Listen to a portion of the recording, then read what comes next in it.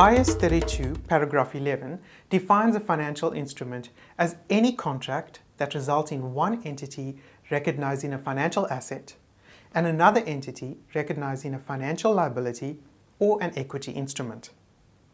So in order to understand this definition, we need to explore the different types and forms of financial assets, financial liabilities, and equity instruments.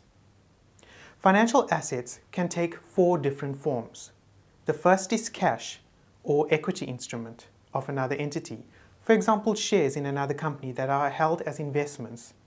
The last two forms, which are contractual rights or obligations and contracts that may be settled in the entity's own equity instruments, are polar opposites to the other two forms of financial liabilities.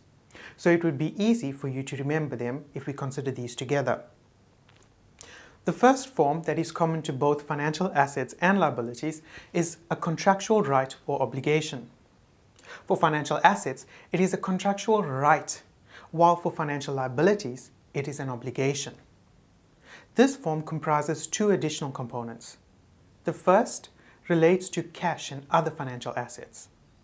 For financial assets, the entity has the right to receive cash or another financial asset, while the converse applies to financial liabilities. That is, the entity has an obligation to deliver cash or another financial asset.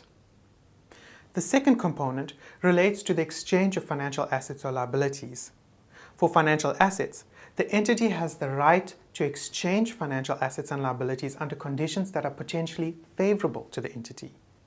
For financial liabilities, the entity has an obligation to exchange financial assets and liabilities under conditions that are potentially unfavorable. The second common form between financial assets and financial liabilities relate to the contract that may be settled in the entity's own equity instruments.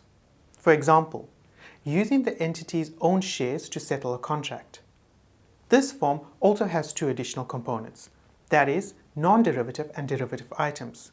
With these components, you need to note the definition for financial assets includes the right to receive, while the definition for financial liabilities includes the obligation to deliver. Once you have a better understanding of derivative financial instruments, you should revisit this specific form of financial assets and liabilities.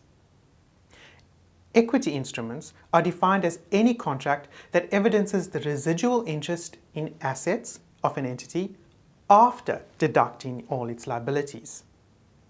To recap, the definition of financial instruments includes financial assets, financial liabilities, and equity instruments. Thus, it is important for you to know the different types and forms of financial assets and liabilities to fully comprehend the definition of financial instruments.